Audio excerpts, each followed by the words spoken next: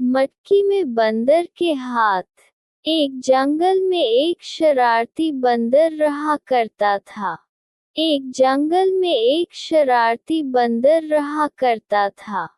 वह रोज सड़क के किनारे पहुंच जाता और आते जाते लोगों को काफी परेशान किया करता। कभी किसी के ऊपर पत्थर दे मारता, तो कभी किसी के खाने पीने की चीजें ले भागता। वहां से जो भी गुजरता वह उस बंदर की शरारतों से परेशान हो उठता।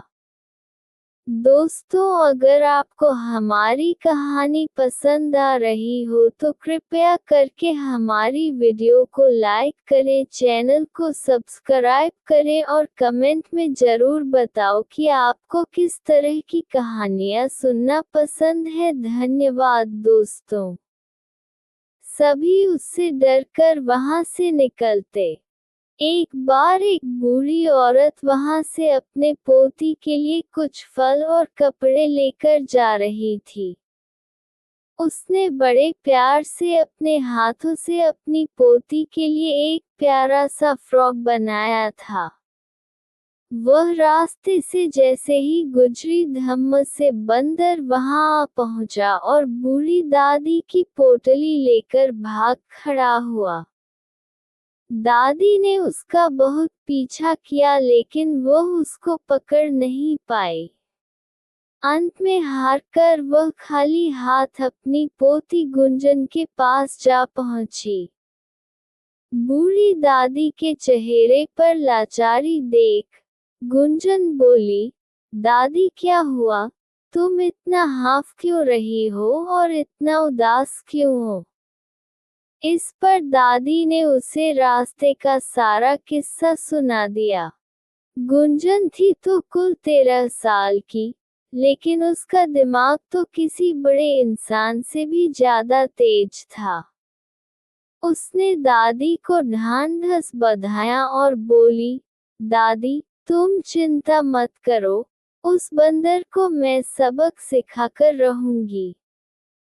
उसने दादी के कान में कुछ फुसफुसाया और दादी को फिर से कल आने को कहा।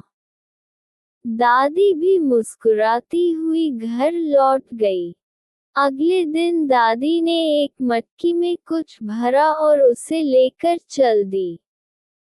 जैसे ही उस रास्ते में पहुंची, बंदर मियाँ झट से वहां आ पहुंचे और बूढ़ी के हाथ से मटकी उड़ा ले गए। मटकी लेकर वह जंगल में काफी अंदर चला गया। लेकिन बंदर ने जैसे ही मटकी में कुछ खाने के लिए हाथ डाले, तो उसके हाथ अंदर ही चिपक कर रह गए। उसके लाख कोशिश करने पर भी वह अपने हाथ बाहर नहीं निकाल पाया। अब बंदर की जैसे शामत आ गई। वह इधर उधर भागता रहा, लेकिन मटकी से हाथ नहीं निकले। फिर अगले दिन गुंजन दादी के साथ उसी रास्ते की तरफ से गुजरी, तो उसने देखा बंदर के दोनों हाथ अभी भी मटकी से चिपके हुए हैं और वह मुंह लटकाए इस तरह से बैठा है, जैसे किसी से मदद मांग रहा हो। गुंजन को उस पर दया आ गई। वह चुपके से उसके पास पहुंची और उस मटकी में जोर से पत्थर मारकर उसे तोड़ दिया। इस तरह बंदर को मटकी से निजात मिल गई। उसके बाद उसने बंदर को खाने के लिए 2 केले दिए और वही कहकर वहां से चली गई कि, देखा बंदर मियाँ, तुम हमेशा सबको परेशान करते थे, आज तुम कैसे परेशान हुए? उसके बाद वह शरारती बंदर एकदम शरीफ बन गया। वह आने जाने वाले किसी को परेशान नहीं करता और अगर उसे कोई प्यार से कुछ खिलाता, तो चुपचाप खा लेता। वह रोज सड़क के किनारे पहुंच जाता और आते जाते लोगों को काफी परेशान किया करता। कभी किसी के ऊपर पत्थर दे मारता, तो कभी किसी के खाने पीने की चीजें ले भागता। वहां से जो भी गुजरता वह उस बंदर की शरारतों से परेशान हो उठता। सभी उससे डरकर वहां से निकलते। एक बार एक बूढ़ी औरत वहां से अपने पोती के लिए कुछ फल और कपड़े लेकर जा रही थी। उसने बड़े प्यार से अपने हाथों से अपनी पोती के लिए एक प्यारा सा फ्रॉक बनाया था। वह रास्ते से जैसे ही गुजरी धम्म से बंदर वहां आ पहुंचा और बूढ़ी दादी की पोटली लेकर भाग खड़ा हुआ। दादी ने उसका बहुत पीछा किया लेकिन वह उसको पकड़ नहीं पाई। अंत में हारकर वह खाली हाथ अपनी पोती गुंजन के पास जा पहुंची। बूढ़ी दादी के चेहरे पर लाचारी देख गुंजन बोली, दादी क्या हुआ? तुम इतना हाफ क्यों रही हो और इतना उदास क्यों हो? इस पर दादी ने उसे रास्ते का सारा किस्सा सुना दिया। गुंजन थी तो कुल 13 साल की, लेकिन उसका दिमाग तो किसी बड़े इंसान से भी ज्यादा तेज था। उसने दादी को ढांढस बधाया और बोली, दादी, तुम चिंता मत करो, उस बंदर को मैं सबक सिखाकर रहूंगी। उसने दादी के कान में कुछ फुसफुसाया और दादी को फिर से कल आने को कहा। दादी भी मुस्कुराती हुई घर लौट गई। अगले दिन दादी ने एक मटकी में कुछ भरा और उसे लेकर चल दी।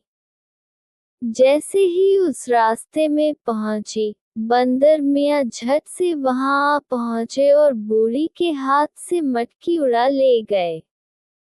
मटकी लेकर वह जंगल में काफी अंदर चला गया।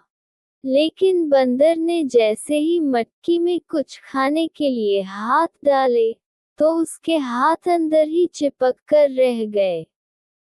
उसके लाख कोशिश करने पर भी वह अपने हाथ बाहर नहीं निकाल पाया।